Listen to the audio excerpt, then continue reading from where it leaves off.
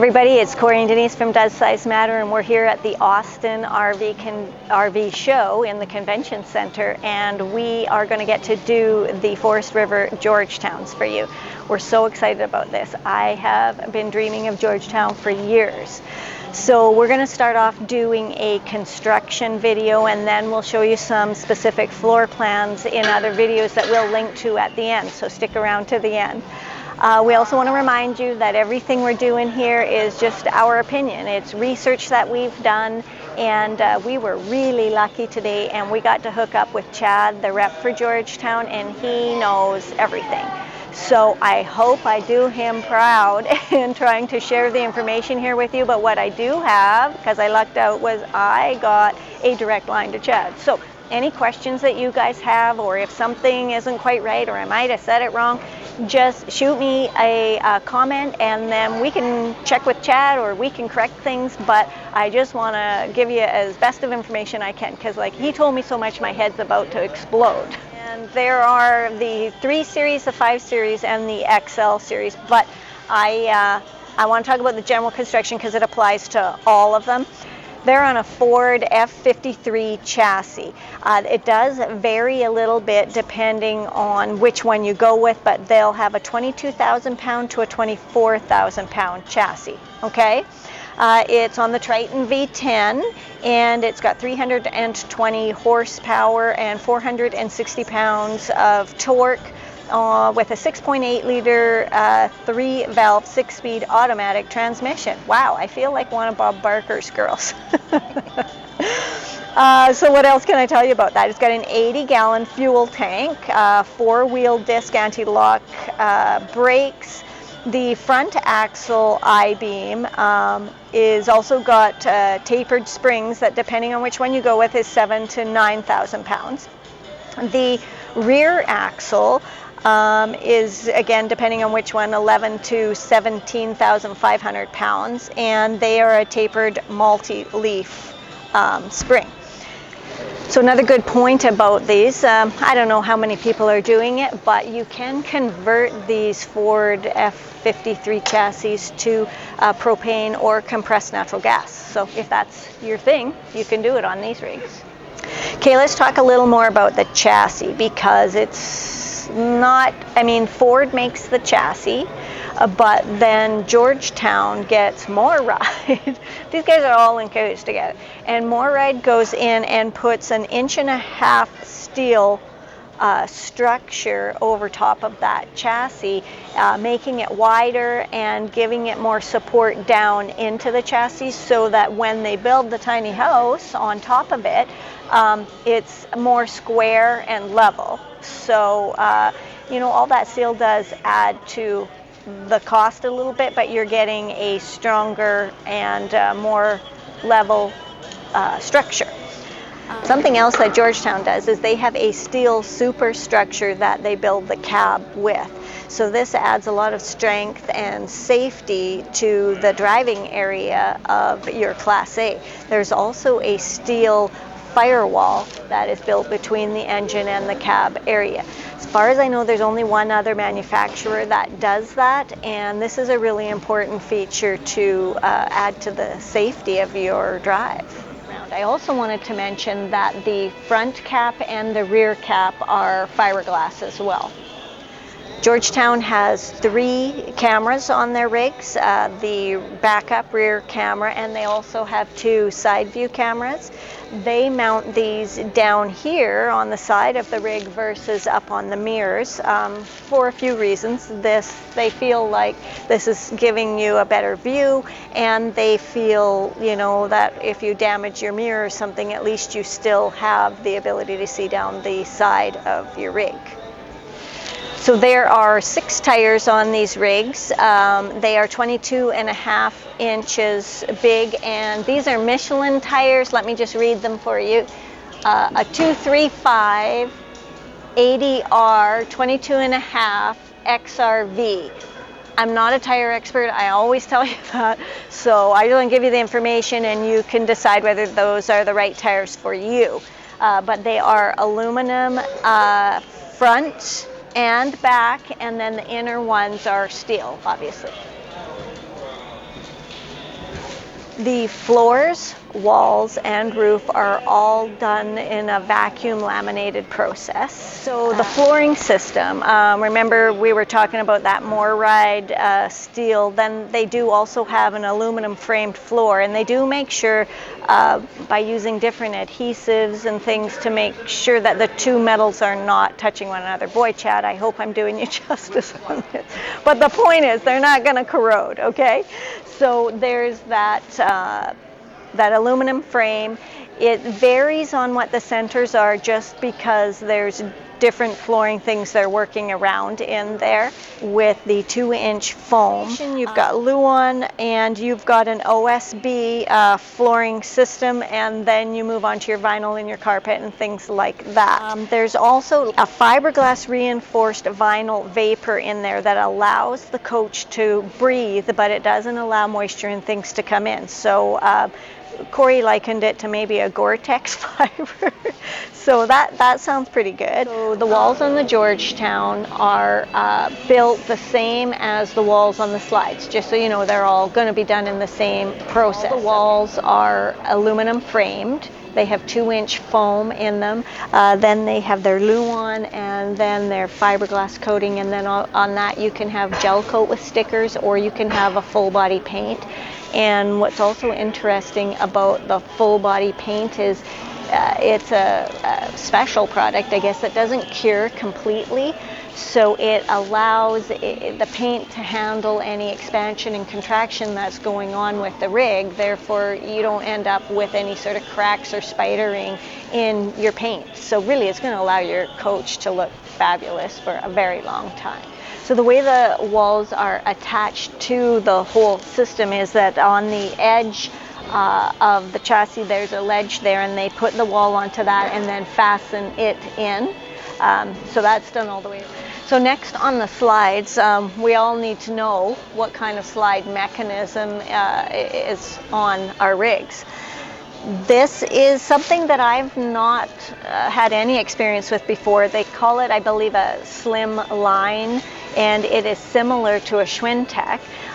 So we had a little more discussion about that and whether it was the right product, and obviously they think it is, or they wouldn't be putting it on. But I did ask those questions, you know, if it's the same as the Schwintek, how is it handling these heavy slides?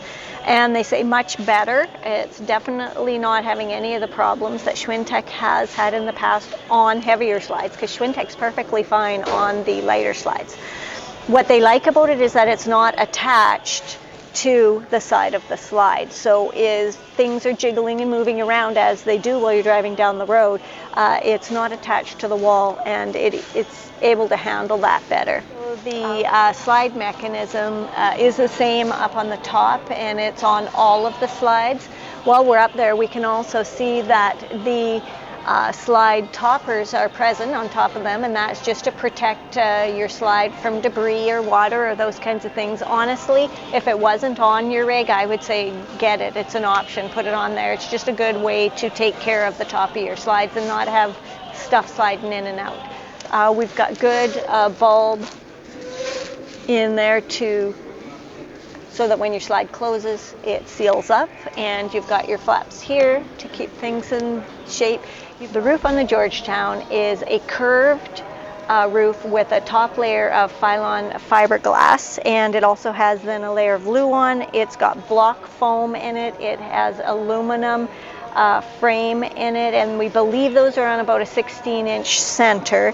And then there's a second layer of Luan in there as well. So this is a strong roof. It's a good roof. You need to be able to go up there and do your maintenance, and there is a ladder to do that. But I think what's important to know is that these roofs are not really built for the party at the balloon festival, okay? I think they're a strong roof, they're a good roof. You can walk on them, you can maintain them and take care of them, but it's not the roof you want to put the whole family up on. It's just, I don't know, damage could happen, right? What I did notice is that the Georgetown does have the sort of eaves trough channels there, but they don't seem to have the little spouts coming out that direct the water flow away from your rig. I don't know if that's something you can just add later or if they have a different system for that, but I mean, they've got a great curved roof to shed the water. They've got the eaves trough system. They just need to add the spout. It would be perfect.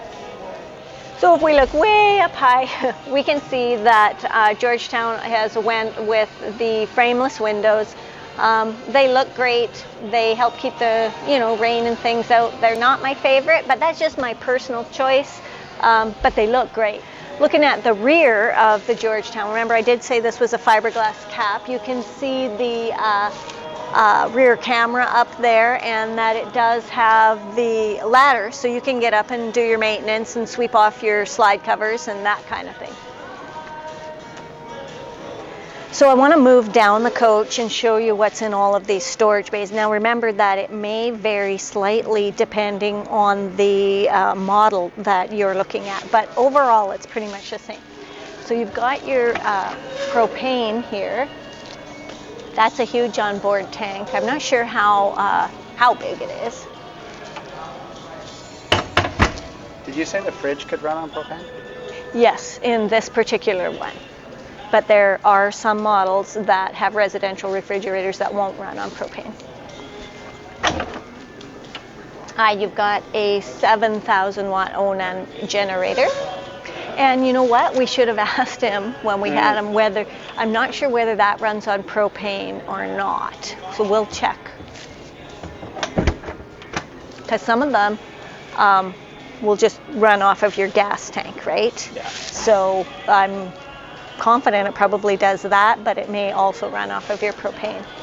I also want to mention that this has 2 batteries in the 5 and 3 series, but the XLs have 4 batteries. So here's some good storage for you. Can you see in there? Sure. There is a light.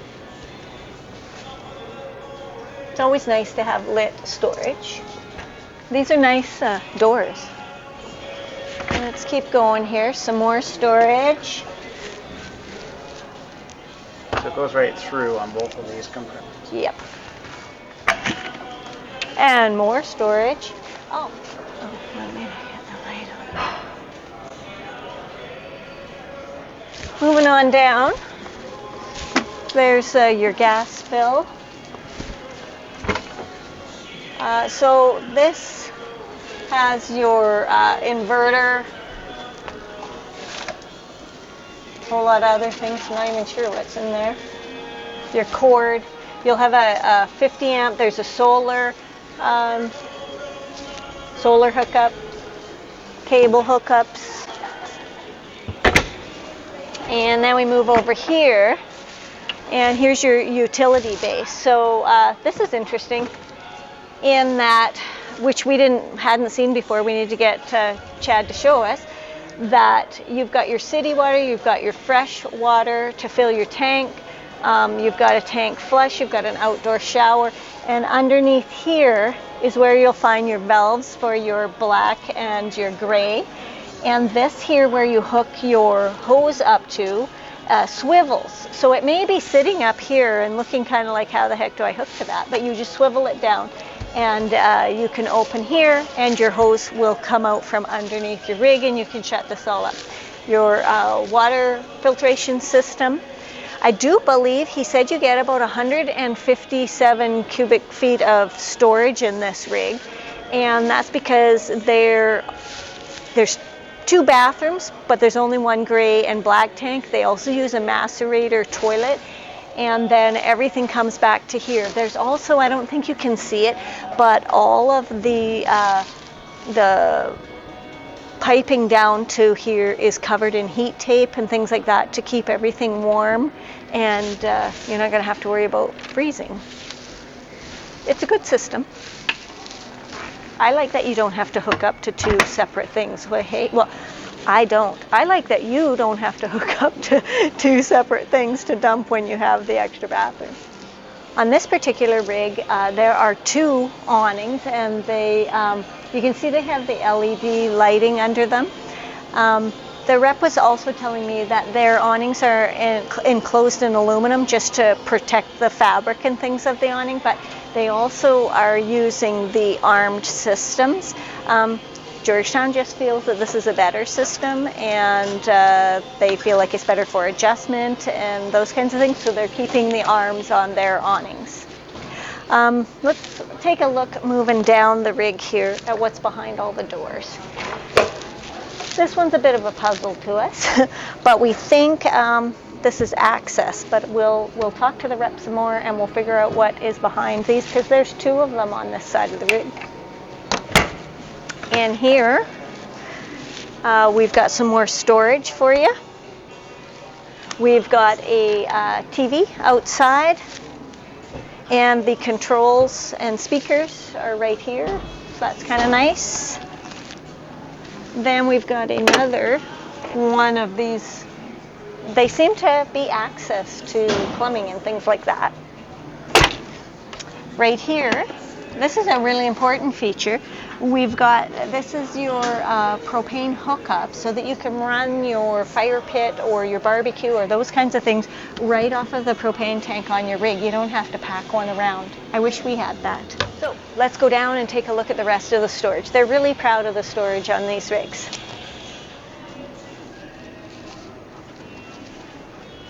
One, two,